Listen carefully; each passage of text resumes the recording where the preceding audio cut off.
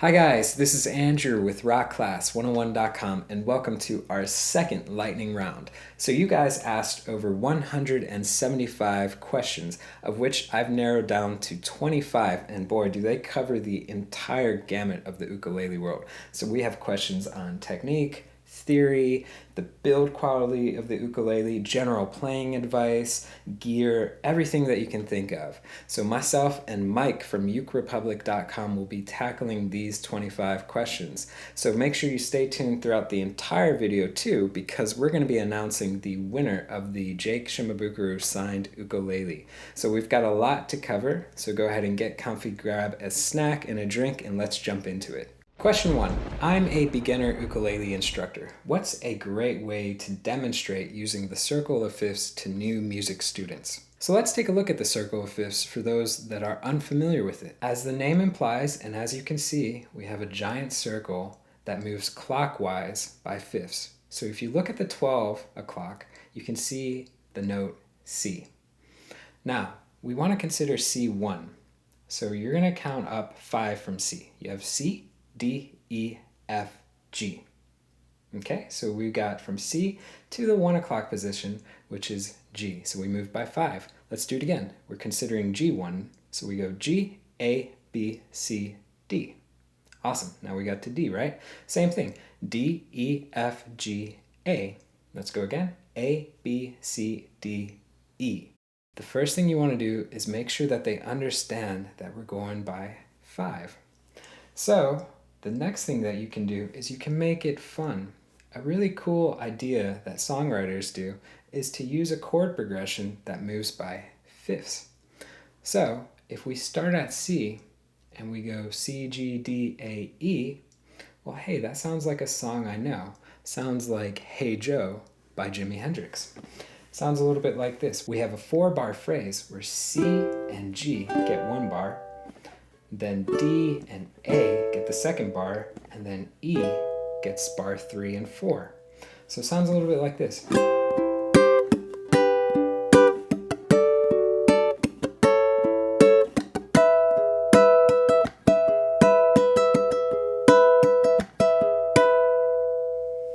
So what you could do is you could teach them that song, and you can simplify it if they're a very beginner, where they're just strumming on 1, 2, 3, 4, 1, 2, 3, 4, 1, 2, 3, 4, 1, 2, 3, 4.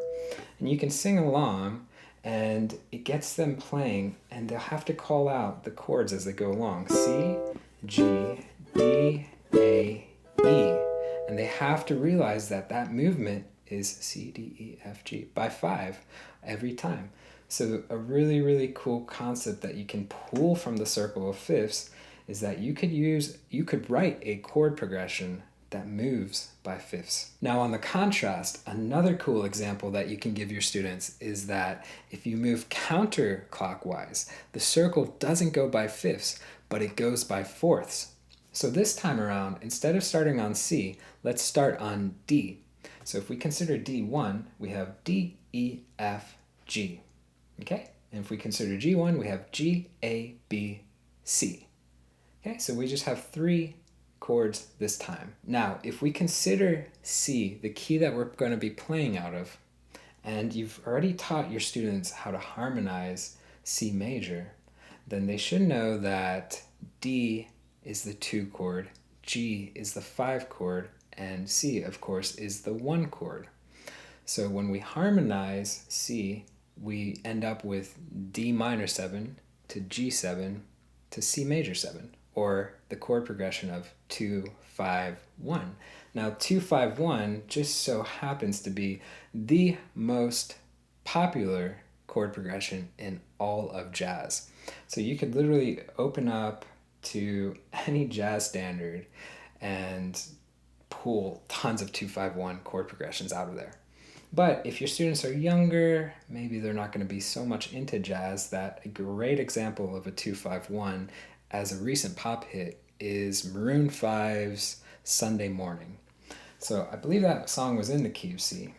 So that means that you would be playing 2 bars. You would have D minor 7 for beat 1 and 3, to G7 for beat 3 and 4, and then to C major 7 for the second bar entirety. So you would have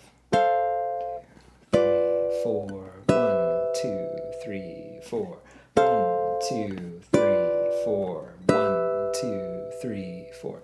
So again, you could sing along. You could teach them that. You can simplify those chords as well too, and you can have them play along, but make sure that they understand that we're going D, G, C, moving by fourths, which is the circle of fifths going counterclockwise. Question 2. How do you get back the motivation to play/learn when you are going through a bit of a slump? I lost my confidence a bit trying to learn canon, even though I knew it was beyond my limit. Since then, I found it hard to get back on it. So this is a really great question, Kay. And I want to go ahead and show you guys a little clip of canon, and I'm starting towards the end of it.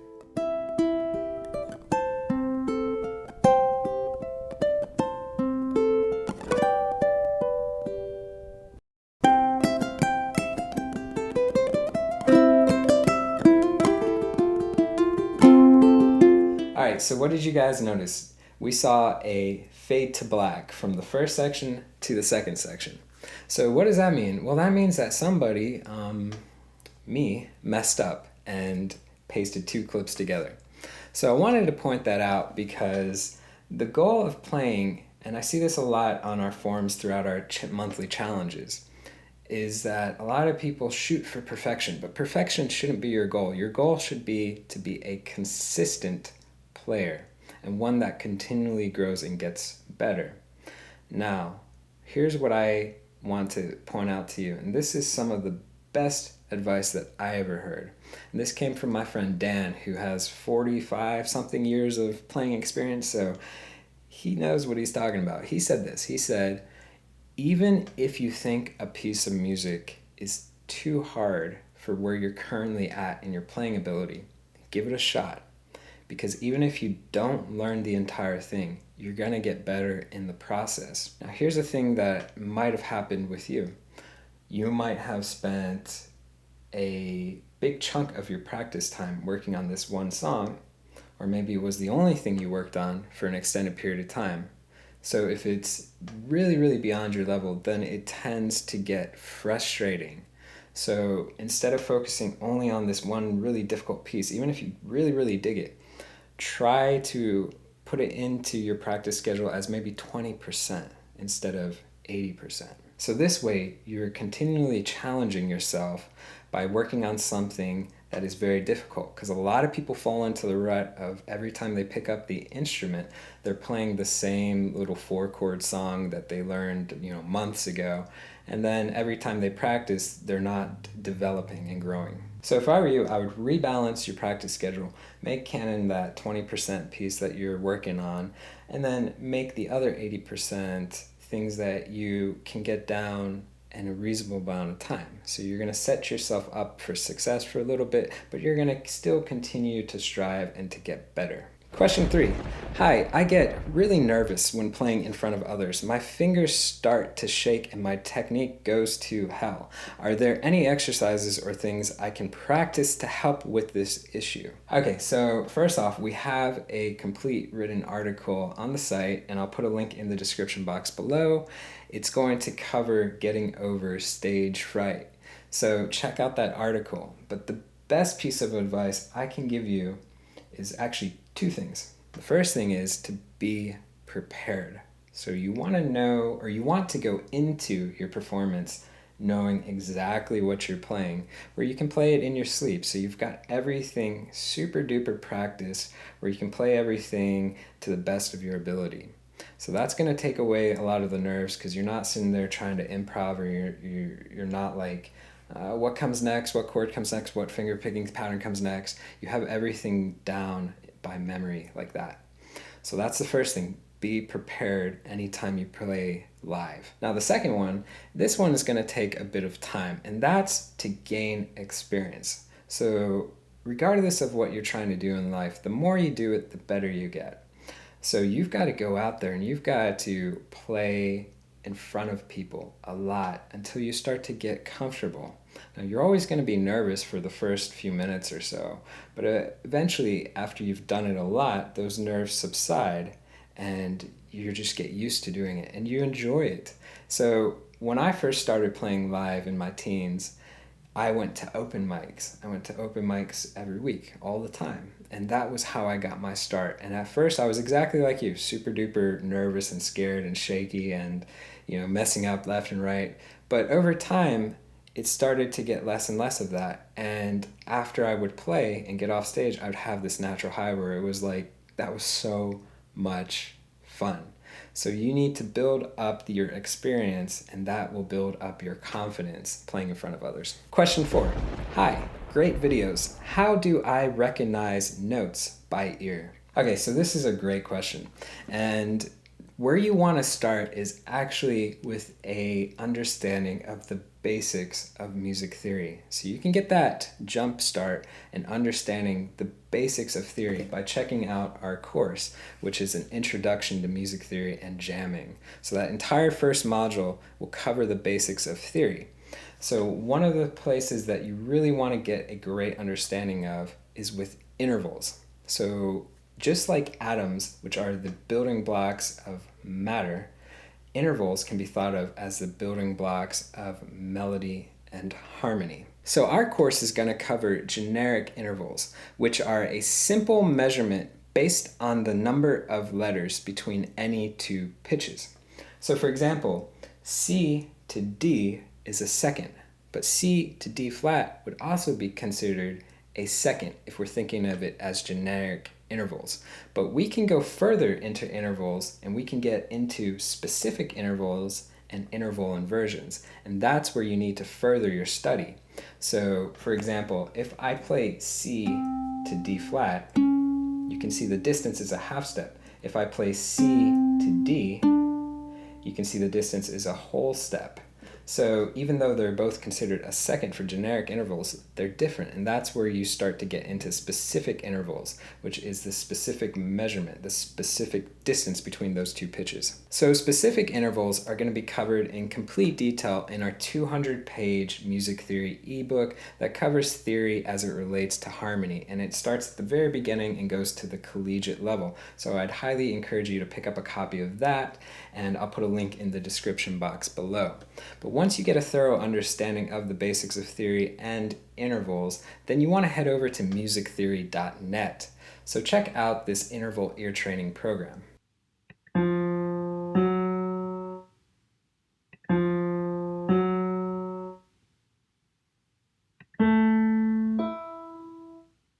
As you can see, this is where you'll start to develop your ear. So you need to recognize pitches. So you start with intervals, which again is the distance between two notes. From there, you'll branch off into triads. You can go to seventh chords, which are 4-note chords. You can go into scales after that, and so on.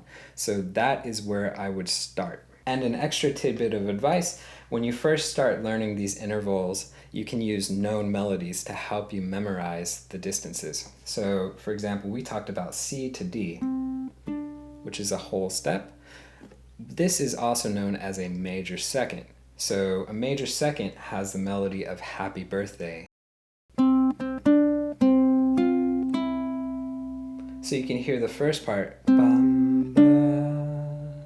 That's the major second, but you can hear it in the melody.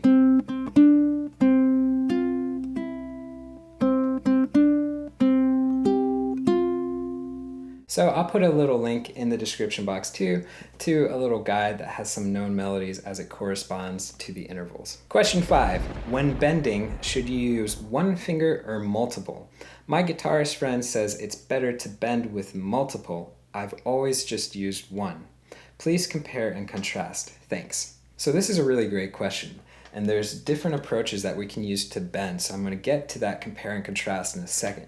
But we want to begin with learning how to bend. So with any beginner, I always encourage you to pick up your tuner, put it on the headstock, and turn it on. And I like to use the snark tuners because they are super cheap and very accurate. So I'll put a link in the description box below if you don't have one of these.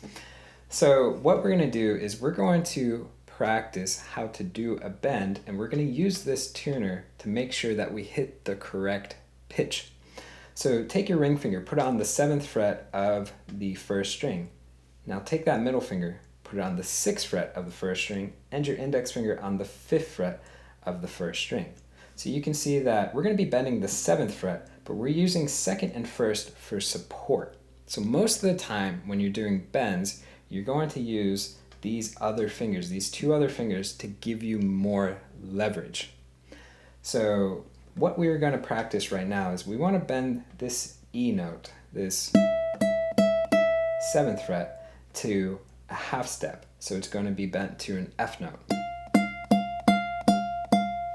So play that 8th fret, get that pitch stuck in your head, and we're going to go ahead and we're going to pluck this 7th fret once, and when we push these strings up, you can see the very tip of our finger underneath the nail is going to touch these strings above and push them up.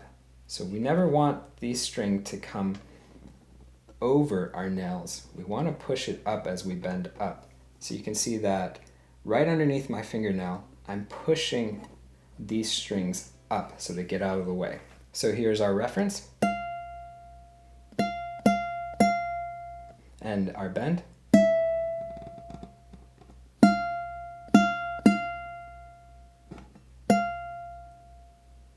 Okay, so you want to check. Sometimes if you bend, it may be too far. You can hear and you can see clearly that you went too much, or sometimes you may be too low. So you want to make sure you're not bending too high where it goes sharp, or too low where it goes flat. So a lot of that is just practice. So again, you want to just play that reference pitch and then bend slowly until you hit that pitch. So over time, you'll notice that you're going to basically form the muscle memory of knowing how far to push up so that you nail that pitch, and you're also going to be training your ear to hit that pitch in the process. So going back to your question, sometimes you may need to use one finger to do a bend, and it all comes down to what you are playing. Most of the time when I'm playing stuff that requires bends, I'm playing out of what I like to call a box, or it's also thought of as a position. So if I play a lick at this part of the neck, I'm playing out of a box that's 5, 6, 7, and 8. So each finger gets its own fret. So if I play a lick that sounds like this, you can see that at the end I put a little micro bend on right there. So it makes absolutely no sense for me to go right, do this crazy jump. So it's just not very efficient. So sometimes, depending on the context of what you're playing, you need to use one finger to do a bend. But for now, what I would suggest and recommend you do is just practice the first one, which uses 3 fingers, because 9 times out of 10, that's what you're going to be doing at the get-go. Question 6. Although I'm still a novice, I'd like to start recording myself and posting videos, but I am severely struggling to create high-quality audio on the recordings. There are clearly tools out there that cost $500 plus, but I was wondering what was the best bang for your buck when it comes to recording tools. So we actually have a super duper in-depth course, which is 100% free. So click this link right here. You can check out our guide on recording ukulele at a high quality level. So I wrote this course because I searched the internet and there was absolutely nothing that went in depth teaching you guys how to record at a higher level. There was some little videos out there here and there, and then there's a lot of videos that focus on other instruments, but none for the ukulele. So this is the most complete course that's out there right now. So the course covers all the gear that I use, how I record. So in a nutshell, I record on my iPhone. I have the 7 or 7 plus, I don't know, so like a year old or so. And I have a 3-point lighting setup around me that gives me a great lighting. So that covers the video. Now, I think your question more so was on audio. And the thing that you need is an interface, which is a little box with a sound card in it. And that's where you plug your ukulele into. So you plug it into the audio interface, and that goes into your computer. Now, if you don't have an ukulele with a pickup, then you need a microphone. You need a condenser mic. So again, the condenser mic would plug into the audio interface, and that plugs into the computer. Now, when you buy an audio interface, the one I have is $250. So it comes with, almost all of them come with recording software for free. Now they give you a very like base level recording software where you are limited to like 4 or 8 recording tracks, and you have to upgrade to get unlimited tracks and so on. But that's a good place to start because you get quality recording software. They call it DAW, and it stands for Digital Audio Workstation. So you get the recording software for free when you buy the audio interface. Now you don't have to buy the $250 one that I have. There are cheaper alternatives for about $100. I'll put one in the description box below, that's good. And if you go for the microphone route, there are also condensers that are about that same range. So you can spend about $250 and get a really awesome setup. Another thing to point out, if you are an Apple user, your computer already comes with GarageBand. So that's a really awesome recording program that you can use for free. But check out that course because it goes way more in depth and actually teaches you how to use the software. Question 7. Often when I get a song down and practiced, my playing doesn't sound as crisp and rhythmically correct as in your performance video. Any advice on how to quickly perfect the bars you're struggling with? So this is a really good question, and it comes down to 2 things. So based off how you wrote your question, you said, when I get a song down, and then you said, well, some bars don't sound as correct. So there's a bit of a conflict, right? So I would consider it something that you're still practicing, and that brings up our first point. How are you practicing? Because how you practice is tied to your success in playing. Now, practicing is such a big part of playing that on our very first day of music college and our very first lesson, can you guess what it was on? Practicing. So there are 3 steps for practicing, which is repetition, reinforcement, and evaluation. These 3 steps are covered in complete detail on this article. So go ahead and check out that article. You're going to learn the 3 steps and most importantly, how to apply them to your playing. So what you need to do is you need to take a look at those bars that you're struggling with and apply those 3 steps of practicing. And you can also go a step further after that and apply practicing to everything that you do for playing. Now, the next point I want to bring up is actually another article. I'm going to put a link in the description box below. It's called Copying is Good. Now, you said, how come things don't sound the same as how I play it? So I want to bring up a little story. So one of our members, Marisa, was working on our arrangement of Ode to Joy, and she was so focused on reading the music and playing at the same time that she wasn't thinking about how she was performing the piece. So she was playing the piece very harshly.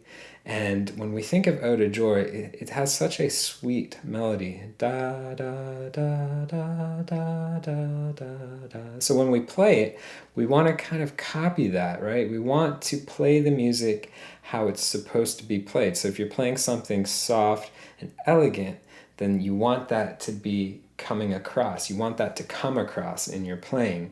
So the other thing I would suggest is to really use your ear. Start training your ear, listening to your favorite players. How are they playing these bars that you're struggling with? How are they playing the whole piece? Is it supposed to be soft? Is it supposed to be upbeat?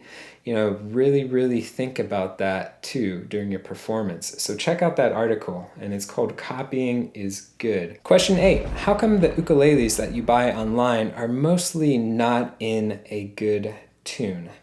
I tried out a lot, but each one of them would have needed some modifications to maintain a good tune over the frets. All right, so Sudev, I think you mean by a good tune the playability of the ukulele. So some ukuleles that you pick up and you play just do not play very well, so they don't sound well. And the reason is because every instrument, every ukulele needs a setup in order to ensure optimal playability. So sometimes when you pick up an ukulele and you play it, maybe the string height, which we call the action. So if we take a look at this ukulele here, if the string height is too high, if these strings are too high off the fretboard, then it becomes really challenging to push down. You need a lot more strength to push down into fret notes, fret chords, that kind of thing. So your action needs to be adjusted. Now, on the contrast, if your string height is too low, then you get a lot of fret buzz. So when you play, you hear bzzz and this awful sound. Another thing is that the intonation is right. So intonation means that if we play a note here, at the open string, it's the same as the octave up at the 12th fret. So you want to make sure that the tuning is consistent throughout the ukulele as you're playing throughout the neck. So those are just two aspects of a setup. So your question was, how come some ukuleles aren't set up? And the answer to that is that it costs time and money. So if you are purchasing an ukulele, let's say from Amazon, then that company is going to ship the ukulele to the Amazon warehouse, and then it's going to go to your door in 2 days, right? Well, at the end of their manufacturing process, they're not going to have someone sitting there in the factory doing a setup for every instrument because there isn't enough profit margin in some of these ukuleles. So that's why I highly encourage everyone shopping for a new ukulele to not buy from Guitar Center or Amazon, to buy from a mom and pop shop, because they actually care about you and they're going to spend the time to set up every instrument, even if it is a cheap one, even if it's $100, $50 ukulele, starter ukulele. It doesn't always have to be the $1,000 one. They're going to set up those ukuleles to make sure that everything is in check and it's going to play the best that it can when it shows up at your doorstep. Question 9. What's the most useful / versatile strum? Are there any particular ones that you think everyone should know? Okay, so this question can kind of be answered two ways. So if you're asking like what kind of strum technique, then the answer to that, I think, is just the most basic down and up strum pattern. I like to use a claw shape, but a lot of people like to use one finger, like the thumb. We actually have an entire article that I'll link below for proper right hand form. It's going to cover both of those methods, so check it out if you're brand new to playing. But I want to answer this question where I think maybe you were kind of headed towards, which was strum pattern. Now, the most popular strum pattern is going to be the island strum. So that's down, down, up, up, down, up. Now, here's the problem with how a lot of people teach the island strum. They only teach you what I just called out. So down, down, up, down, up tells me nothing about what rhythm that is. Do I play it like, or do I go? Right, so there's no context of how the rhythm is supposed to be played. So that's why I really stress everyone to begin learning and understanding rhythmic notation. So check out this lesson right here. It's going to give you a complete intro to understanding how to count while you play. So going back to island strum, yes, it is down, down, up, down, up, but the rhythm is a combination of quarter notes and eighth notes. It's 1, 2, and 3. And 4 and.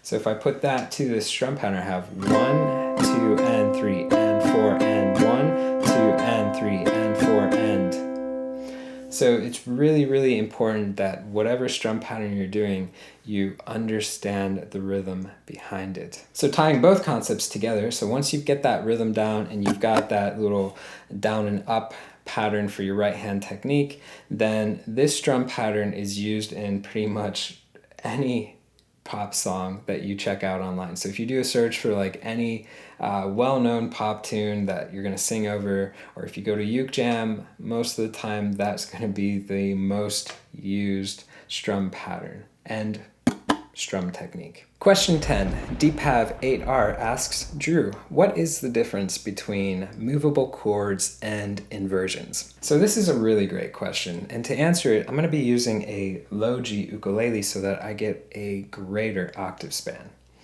So let's start with the first one, which is movable chords. Now the way that I like to teach movable chords is with the caged method. Now this is a method that is widely popular with guitar players, but it can be utilized for the ukulele with one key difference. And that difference is instead of caged, we have caged.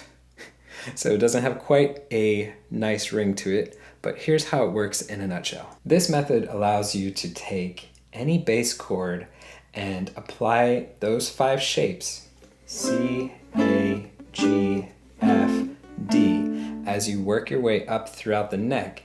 In essence, it allows us to play that bass chord in 5 different positions or 5 different voicings. So what that means is that instead of only always playing an A major chord here, if you're at a uke jam and everyone's playing that stock A chord over that Eagles tune, you can be different and create a nice harmony that uses this voicing. So you can play higher, a nice contrast instead of everyone playing there. So let's break down how the caged method works, and if this moves too fast for you, we do have a complete article on rockclass101.com that goes super duper in-depth step-by-step breaking down the caged method, so be sure to check that out. So let's say our bass chord is A major, and we want to apply the caged method to be able to play A major in 5 positions up the neck. So looking at caged, we're starting off on A. So we have the A form, the A shape, right? So the next one up after A in the caged method is G, right? So let's make a G chord. And basically our goal is to move G chord up the neck until it becomes an A major. So some basic theory knowledge is required. That basic theory knowledge is that you understand there's 12 notes in music, 7 of those notes are whole notes, and then you need to know which ones are a half step apart. So you need to know that B to C and E to F are a half step apart. So if I start on G and I go up a whole step, it becomes an A. So there is our next chord for the caged method. So we started on the A shape to play an A chord, but our next shape up was the G shape. And if I make the full shape, I get that.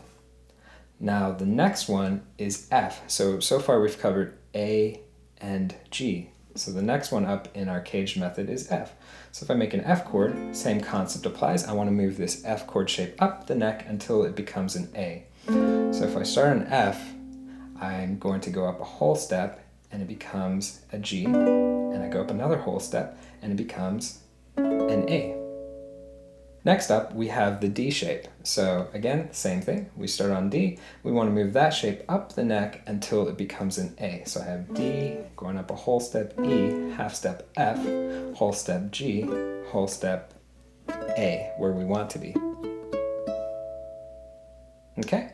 And then finally, we have the C. So it reverts back to the beginning. So we're taking C, we're doing the same concept. We moved up the neck until it becomes an A. So in essence, now we've learned how to take this A major chord and play it in 5 different positions. So we get 5 different colorings of an A chord as we move our way up the neck. So we had the first position, which is A, then we had the G form, we had the F form, we had the D form, which I'll play the lower part, and then we had the C form. Okay?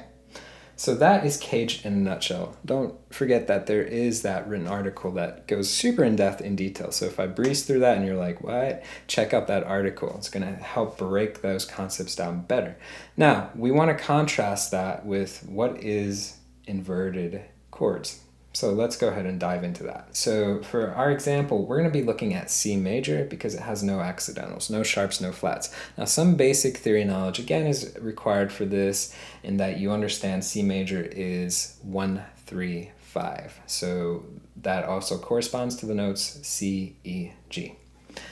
So with this in mind, I'm going to go ahead and use a little bit of the cage method to get started. I'm going to take that A form, I'm going to move it up the neck a step and a half. So I move it up a step and a half and it becomes C. And for now, I'm going to go ahead and ignore the first string. So I'm just going to play strings 4, 3, and 2. So I have C, E, G, which is 1, 3, 5. So like intervals, triads can be inverted by moving the lowest note up an octave. So remember the one that we're ignoring, this first string. Well, that's also a C, but you can hear that it's an octave up from the 4th string. So keep that in mind because we're coming back to it in just a second. So the lowest note, which is this 4th string, is also going to be called the bass note, and that determines the name of the inversion. When the lowest note is the root of the chord, C, then that means the triad is in root position. So when we play string 4, 3, 2, 1, 3, 5, C, E, G, we're playing root position. Now let's go ahead and invert this chord. So remember how I just said that we had that octave, right? That C up an octave was the 3rd fret of the 1st string, right? We just ignored that, now we're going to use it. So instead of playing the lower C on the 4th string, we're going to move it up and we're going to play that C up an octave. So we're playing the C on the 3rd fret of the 1st string. So in essence, now we're ignoring string 4, we're going to play 3, 2, and 1. So that leaves us with string 3, string 2, string 1, which is also 3, 5, 1, or the notes E, G, C. This means that the bass of the chord is now the 3rd, or the E note, which means that we are now playing in 1st inversion. So let's invert the chord again. So now we want to take the 3rd, this time, we want to move that up an octave. So it goes to the 7th fret of the 1st string. So in essence, now we have the 5th as the lowest note of the chord. And what shape do you see I'm making? I'm making that G chord shape, right? So I have 5, 1, 3. Also the notes are G, C, E. This is called 2nd inversion. So the key things to notice so far is that when the root is the lowest note of the chord, we call that root position. When the 3rd is the lowest note of the chord, we call that 1st inversion. When the 5th is the lowest note of the chord, we call that 2nd inversion. And we can actually invert this chord one more time. We can take that 5th, move it up an octave, so that's the 10th fret of string 1, and we get 1, 3, 5. And what shape do you notice? The D chord shape. And in essence, 1, 3, 5 was the same as root position, but what do you hear? 1, 3, 5 is now up an octave. So going back to the question, what is the difference between movable chords and inversions? Well, nothing really, because we played out of an A shape here, and then we played out of the G shape, and then we played out of the D shape. So is there really a difference? No. It comes down to how you want to think about it and how you're applying it to the music that you're playing. Question 11. Thanks to you, I am learning fingerpicking and tabs. I feel that this is my highest expression of playing the uke and where I get the most enjoyment. That said, in groups, almost everyone is jamming on chords and strumming. My picking sounds discordant, as in it stands out. Do you think it is inappropriate to fingerpick the tunes in groups? Absolutely not. I would highly encourage you to do so. So actually in the last question, question 10, we talked about the cage method and about being different. So again, a lot of times when you go to uke jams, people print out the sheet music and it's literally the lyrics with the chords above it, and you've got everybody in the group playing the same basic chords at the neck. Why not use something like the caged method where you can take those chords, move it up the neck, and create a harmony?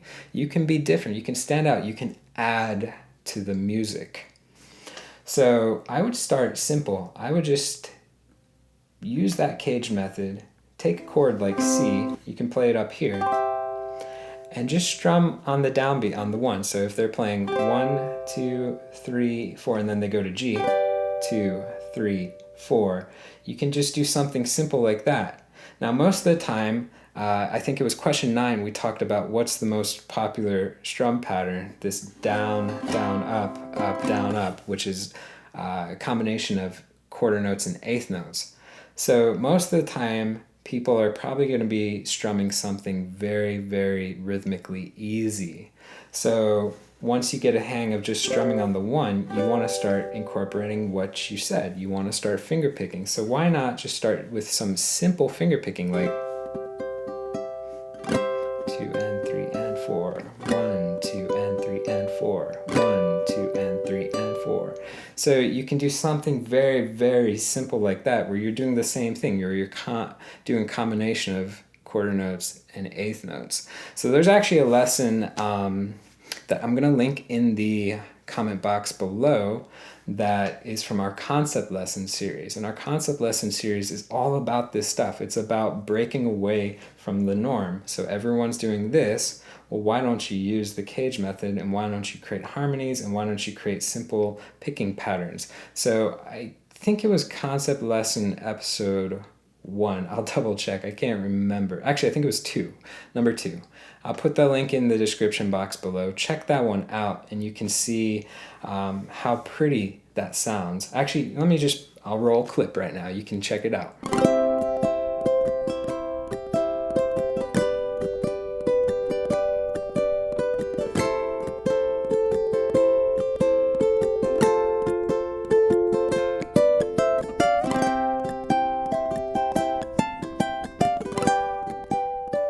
So as you saw, that song played over one of the most common chord progressions, something that is used in, I think, the first one comes to mind is I'm Yours by Jason Mraz, same chord progression. And you can see how much it adds to the music if you're playing up here and you create simple little harmonies that are finger picked. And last but not least, the music theory course that I linked earlier, and I'll put it in the description box below for this question, it actually dives into that concept lesson that we took a listen to. So it's going to break down how I harmonize those chords using caged, and then it has a subsequent lesson or the follow-up lesson that goes into detail on how you can start to add some of these rhythms. So I already gave you a couple ideas, but that lesson will put it all in front of you in a nice, structured, detailed order. So check out that course too. Oh, and by the way, Borealis, congrats, because you won our Jake Shimabukuro autographed ukulele and CD. Question 12. Other than simply using scales, what are the best ways of approaching an improv solo when jamming? Playing changes. So playing changes in a nutshell, let me give you an example. Let's say the rhythm player is just playing an A chord. So you've got a solo over this A chord. Playing changes means that your solo is going to highlight the 3 notes that comprise A major. That's A, C sharp, and E. So your solo is going to highlight those 3 notes. Now when you do that, when you're soloing, and you can highlight those notes throughout the neck, but when you do that when you're soloing, it creates a really melodic sounding solo. That is the biggest difference over playing from a scale-based approach. You get so much more melodic sound out of it. Take a listen to this clip.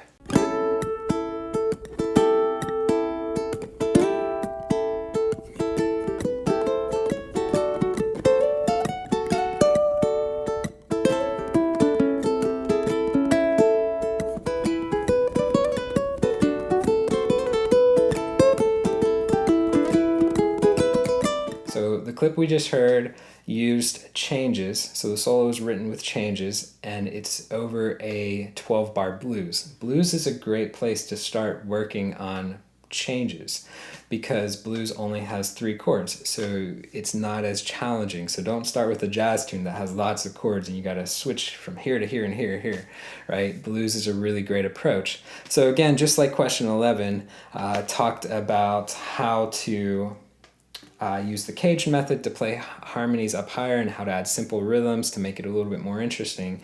That same course, that music theory course that I linked earlier, I put it in the description box below for this question.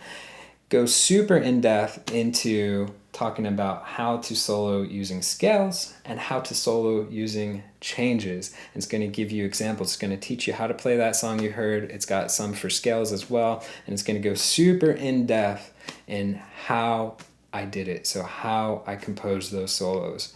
So that's where I would highly encourage you to start, to really start to learn this, to comprehend it, and to apply it to your own playing. Question 13. I have taken in-person lessons for a year, and the focus was pure theory. 12 months in, the only song that I know is I Lava You, which is 3 chords that I hear the guests at our resort being taught. We have covered music theory, strumming, fingerpicking, hammer-ons, pull-offs, and more. I enjoyed it for a while, but have become frustrated and want to learn songs. Should I sit down and pick a tutorial song and just go for it? In some ways, that feels like moving backwards. So is that the best way to go about it, or is there a better way to merge the pure theory with application, meaning learning some cool grooves? Okay, so this is a great question, and this is something that I see as an issue in a lot of teachers and how their curriculum is based and how they're teaching. And this was something that happened even when I was in music college, because they literally shoved so much down our throat, so much theory, so much technique, so much of everything, that at times it just became like, here's all this stuff you have to know, but we're not teaching you how to use it. So it's like, you ever take a test where you just cram last minute, right? You get all these facts memorized, but you have no idea how to apply them, right? That was me in calculus. But that's besides the point. But for real, if all you're getting taught is theory and you know all this knowledge, but you have no idea how to apply it, that's a big problem. You see, the last 2 questions all dealt with examples from our music theory course. Now, I titled that course An Introduction to Music Theory and Jamming, because the point of it is to teach you theory, but connect it to jamming. So again, not to beat a dead horse again, but the biggest thing that you need to do when you're learning theory is you need to know the theory, but you need to know how to apply it.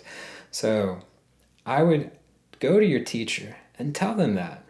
Say, hey, this is really cool. Like, I appreciate you teaching me all this theory stuff, but if you're going to teach me hammer-ons and pull-offs, you need to teach me a song that uses hammer-ons and pull-offs. If you're going to teach me this cage method like we covered, then you need to teach me how to actually use the cage method. You need to teach me a simple song and then work with me while I apply the cage method, so I actually know how to do it on my own. Now, where you can go from here on your own, though, is definitely pick a tune. So like I said already, you've covered some of these techniques. You can literally go on our site and you can go to that search bar and you can type hammer on and hit enter. And it'll pull up a list of songs that use hammer-ons and pull-offs. So that's one way that you can start applying some of the theory and technique that you've already learned to a performance piece. Question 14. I've been dealing with pretty bad tendonitis due to overplaying my ukulele. Any suggestions? And please don't say, take a break. All right, so Shales, this is a question that I can definitely relate to with the repetitive strain issues that I have in my arms. So while I'm not qualified to give you some insight into this, I'm going to let my occupational therapist give you some advice on this, but I do want to mention that, this advice is just food for thought. It's not meant to be medical advice for you, and I'd highly encourage you to go see a doctor to help you get better. Hey guys, I am Gina, and I'm a doctor of occupational therapy, as well as a certified hand therapist. So I've been treating upper extremity disorders and conditions for nearly 15 years. So I've come in contact with a lot of tendonitis and a lot of pain within musicians. So I'm going to give you 2 tips. One, I'm sure your grandma or your mom has told you that you have to be aware of your posture. when we have something in front of us, a phone, a computer, an instrument, we are going to have rounded shoulders towards the front. So it's important to concentrate on squeezing your shoulder blades, even going to a doorway, putting hands on the doorway and stepping in about 10 seconds, 3 times, and then do that throughout the day. Additionally, a lot of people will have pain within their forearm and elbow. So it also can be considered tennis elbow, but it's lateral epicondylitis, and it's an inflammation of all the tendons that allow your fingers and wrist to play. So my recommendation is to always warm up before you play. You want to extend your wrist, extend your elbow, and then place pressure with the other hand, going down 10 seconds, and then up 10 seconds. So it's down and up. Also, if you're feeling pain, you need to try to ice. Also, contact your physician or a therapist if you have any more questions. Thanks. Question 15. Ace King asks, are there any exercises that you can recommend to get the pinky finger moving just a little bit better? So this is a really great question. And the reason why is in my 11 years of teaching private lessons, there are a few bad habits that I saw over and over and over. One of them was the ignoring of your pinky finger. So the pinky finger is generally the weakest finger, and we want to work on it to strengthen it. It's never going to be as strong as the other fingers, but we can improve it greatly, and not using it is really, really inefficient in our playing. So I'm going to give you an exercise that's going to answer that and help you develop strength and dexterity in that pinky finger, but it's also going to help dexterity with the other fingers and help you with rhythm and timing. So here is what the exercise looks like and sounds like, and it's very simple. I'm going to be playing it on a low G ukulele because it sounds a little bit better with a low G. You can do it on reentrant. Sounds a little funky with the 4th string, but not a big deal. So here's what you're going to be doing.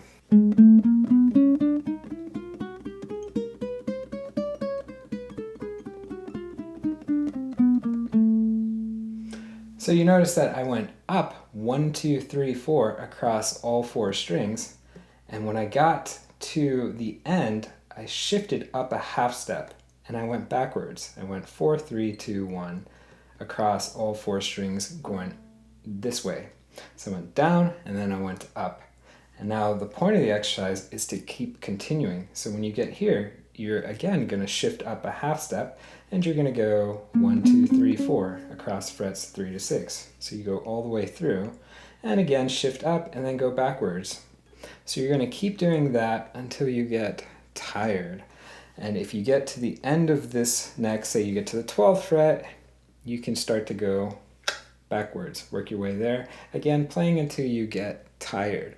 So that's the first thing that you want to go into can't talk. That's the first thing you're wanting to do, because you're going to be working on what I like to call playing in a box. But if you're familiar with reading standard notation, if you played other instruments or done on the ukulele, you'll notice the importance of playing in a position where each finger gets its own fret. It makes playing very, very efficient, and it helps you keep your eyes off playing all the time. All right? If you go to a rock concert, do your favorite players sit there and stare at their hands the whole time? No, they're interacting.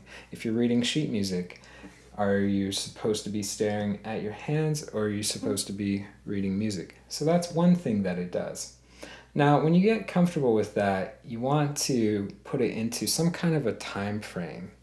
So some kind of timing. So maybe quarter notes, make it really simple. 1, 2, 3, 4, 1, 2, 3, 4. And that becomes easy. You can go up to eighth notes. So 1, 2, 3, 4, 1 and 2 and 3 and 4 and 1, 2, 3, 4, 1 and 2 and 3 and 4 and... So you can see I was just doubling the note to play eighth notes. So you can alternate it like that, or you can go quarter notes, then come up, do eighth notes, quarter notes, come up, do eighth notes. You can go into more complex rhythms, you can do triplets, you can do 16th notes, switch it up, and it's a great exercise for working on timing, tempo, rhythms.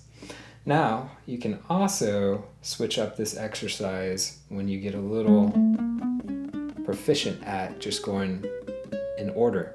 You can do any combination of finger, and this is what makes this exercise so cool. So for example, maybe you want to go first, third, second, fourth. And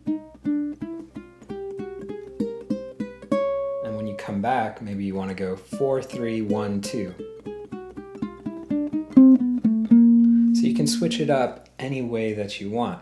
So it's going to continually challenge your left hand, and it's going to work on all those other areas that we talked about. Question 16. How do you play a song without making mistakes / unnoticeable mistakes? Okay, so this is a great question, and the answer is that we all make mistakes. Last week, I went to go see Billy Idol, and Steve Stevens is the guitar player, an amazing musician. And did I hear him mess up a few times? Yes. So even at his caliber of playing, we're all human. We all make mistakes. I make mistakes all the time. I highlighted one of my mistakes earlier in this lightning round, where I showed that I pasted 2 clips of Canon when I did the performance of Canon. I got the first part down and then I messed up the second part, right? So I just put 2 clips in there. So the thing is that you don't want to aim for perfection. You want to aim to be a solid player. So you want to be a consistent player. That's the key. Now, to give you some advice to actually help with this question, this is the big thing that I noticed with beginner and intermediate players. Let's say they're playing through a song and they get halfway through and then they mess up. Most of the time, what do? They stop and they go back to the beginning and they start again. Now, for some reason, it seems that there's a lot of difficulty with some people in starting from where they messed up and continuing. It's like they have to go back to the beginning to play through everything. So what I would suggest doing is when you get a song down, pick a random spot in the song, maybe halfway through, and play from there to the end. Pick 75% of the way through. Play from there to the end. Pick 33% of the way through. Play from there to the end. Pick random spots in the song and play through. The key with making a performance sound great at a professional level is to not stop when you make a mistake. You play through your mistakes. So anyone that is at a professional level playing will always play through their mistakes. They never stop. So you need to know where you're at in the song at all times, and you need to know what comes next. And if you mess up, doesn't matter. Think about it as if you're playing with a band, right? If you've got 3 or 4 other guys that you're playing with, if you mess up and none of the other guys mess up, do they stop and wait for you? No, they keep going. So that's why you need to know where you're at in the song, and you need to continue. So never ever stop. So in a nutshell, treat every time you play as if it was a performance. So play from start to finish, and key thing, play through your mistakes. Question 17. Hey Andrew, how do you know when it's time to change your strings? I've heard you're supposed to change them every 6 months or so, but are there any signs other than them breaking that would indicate that it's time for a switcheroo? All right, so this question came up like 4 times, like legitly 4 times on the lightning round Q&A, and there's actually currently a thread on our forum about when to change strings. So this is a hot question. So my advice is gonna be different depending on one thing, and it's the type of person you are. Do you sweat a lot when you play? A lot of people sweat a lot in their hands when they play. Luckily, I'm not one of them, so my strings tend to last much, much longer. But one of my friends growing up in high school, he sweated tremendously, so he would wear out strings left and right. So that's the first thing. If you sweat a lot, then I would recommend you pick up some finger ease. It's a little spray.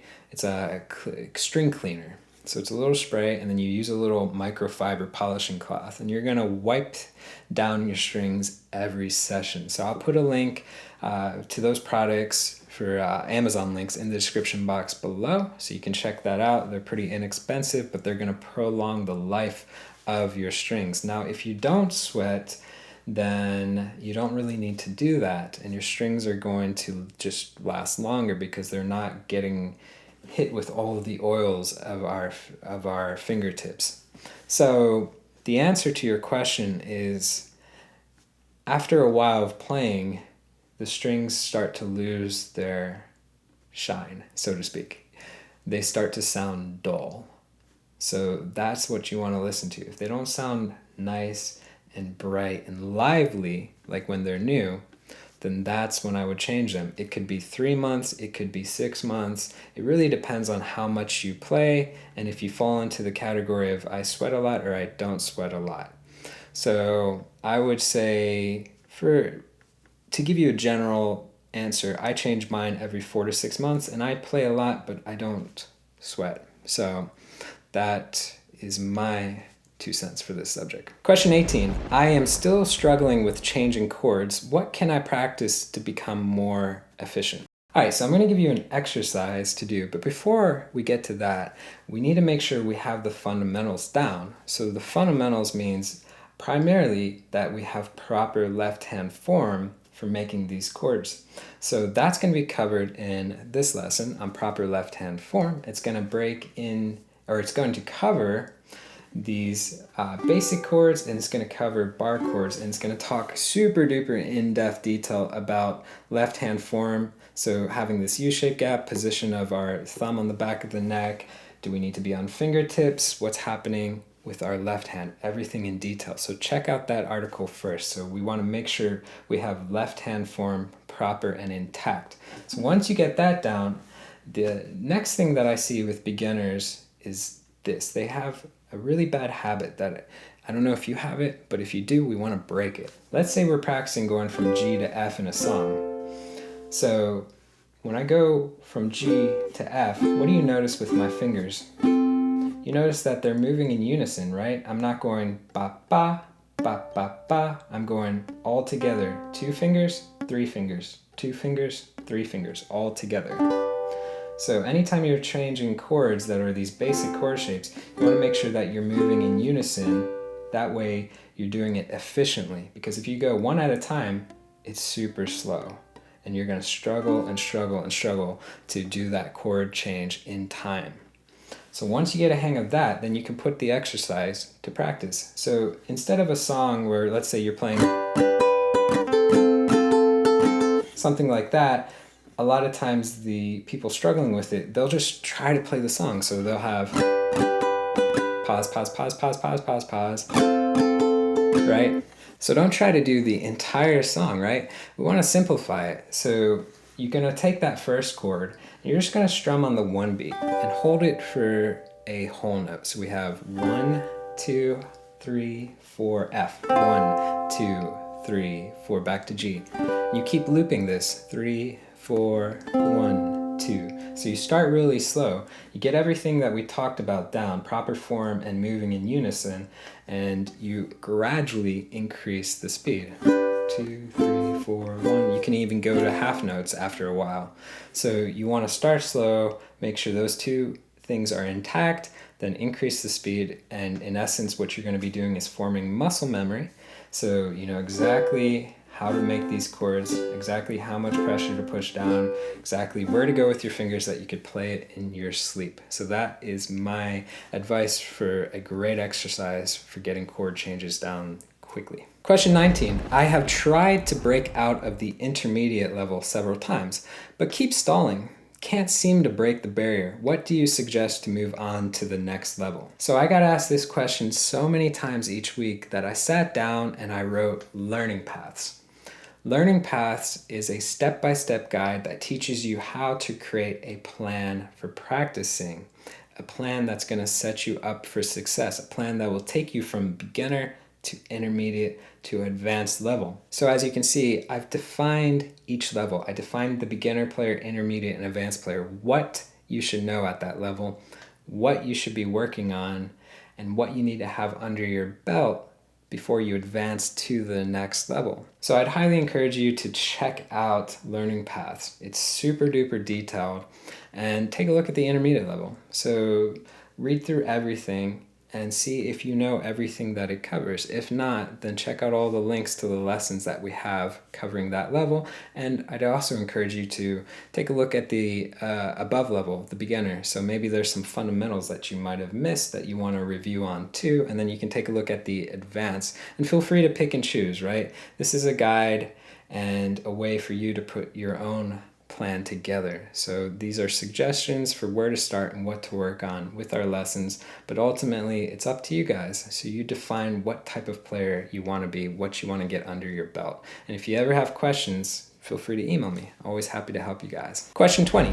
I'm intrigued by the idea of playing an electronic uke or one with a pickup, but I have never played an electronically amplified instrument and have none of the equipment. I don't really know what I need and don't want to invest money and then find out it's not for me. What equipment do I need? Do I need an amp, or is there a way to plug in direct to a computer to play and record? All right, so earlier in the lightning round, I think it was question 6, and I'll put the timestamp right here.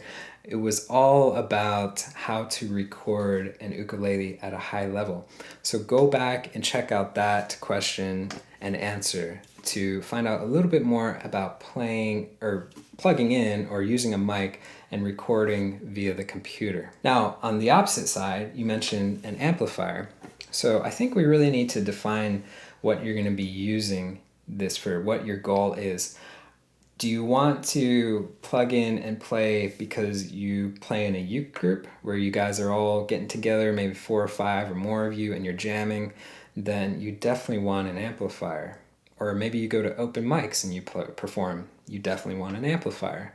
But if you don't do any of that, then you want to go the recording route for the computer, because there's not really any point if you're not performing in front of an audience that you need to be amplified. So that's the thing I would consider first. Do I want to perform live or jam with people? Or am I just doing this on my own? So if you're on your own, again, jump back to question 6. If not, then yeah, you do want an amplifier. The one that I use is the Fishman Loudbox Mini. Now, I think it's like $320. I can't remember. I'll put the price right here. But it's an amazing amplifier. Now, I know that's probably a little bit more than you want to spend. There are cheaper acoustic amps, but I'm a big fan of, if you spend the money once up front, then you don't have to upgrade again in the future. So this amp literally does everything. It has a wonderful sound. You can play to a huge open mic crowd. It's loud enough for everything, and it has some cool little effects. Actually, one of our members just bought this amp off my recommendation, and he loved it. So if you go that route, you will need a pickup installed in your ukulele. I use the LR Bags 5.0, which I think is $150. It's an amazing pickup. It's a passive pickup, meaning it has a little battery that gives you a volume setting. So you get a little spin wheel right here so you can control how loud the ukulele is.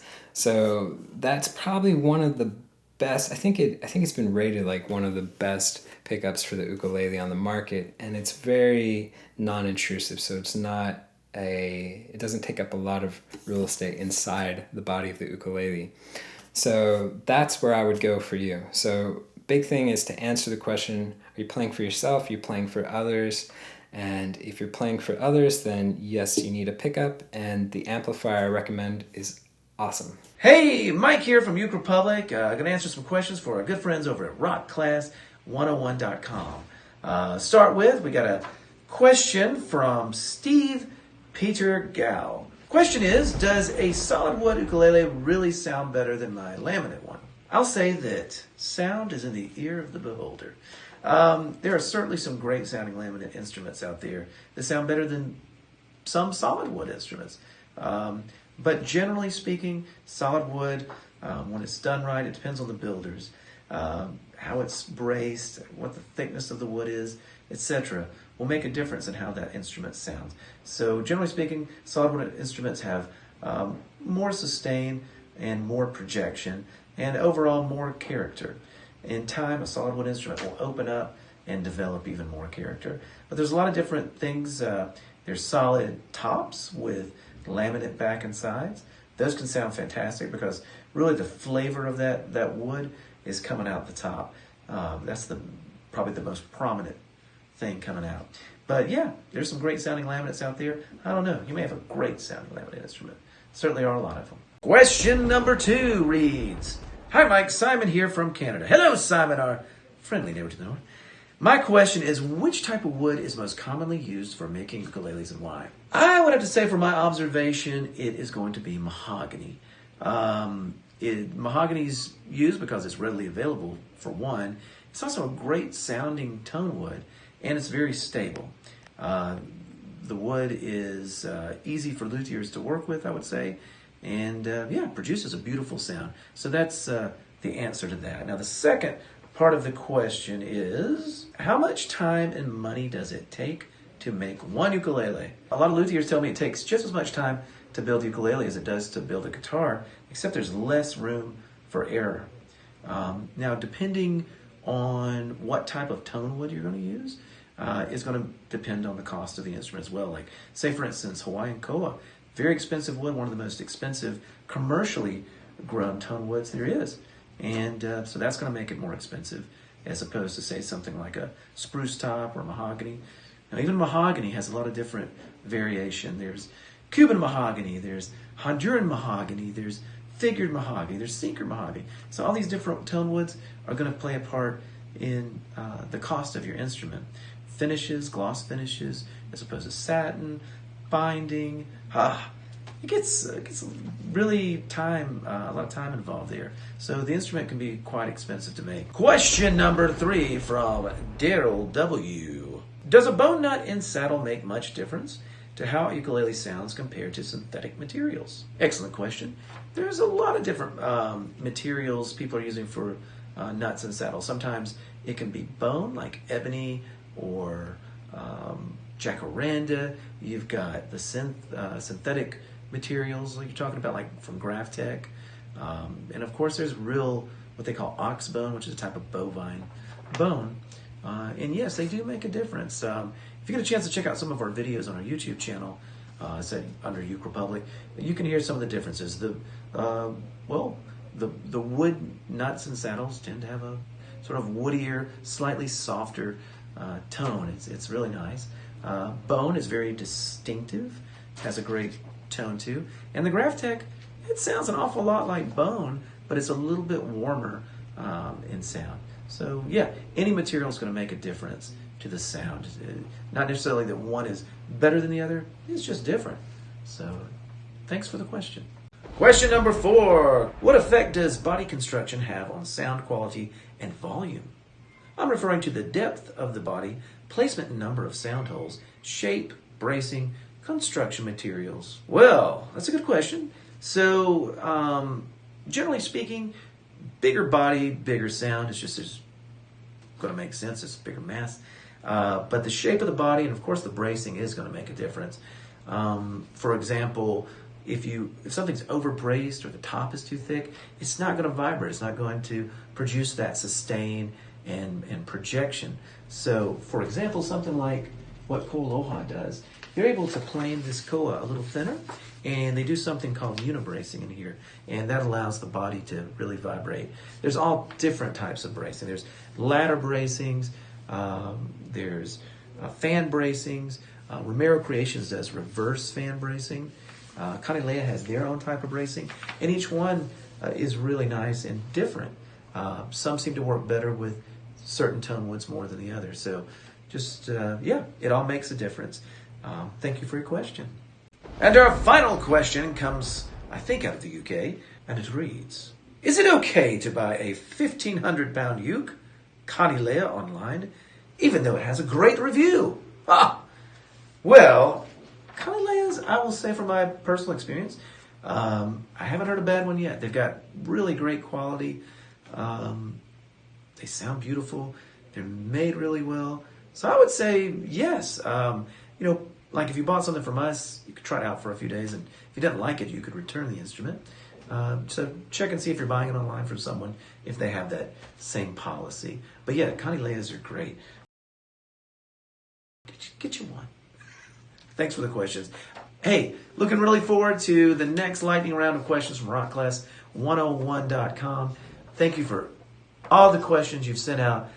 Hope to see you again at ukerepublic.com. All right, guys, so that wraps up everything for our lightning round number 2. So I want to give a big thanks to each and every one of you who asked a question. If your question wasn't answered, keep them in mind for our next lightning round. And I want to also give a big thanks to each and every one of you who made it to the end of this video. So if you made it to the end, then you are a super fan. And I want you to type the word Pumbaa in the comment box below, because I'm going to be selecting one person by random to win a Ukulele Go super duper cool incognito ukulele t-shirt. So this shirt is designed by Dave. He's one of our members on Rock Class 101, and he runs the ukulele blog ukulelego.com. So if you've never checked it out, go check it out. Lots of cool articles that you can read up.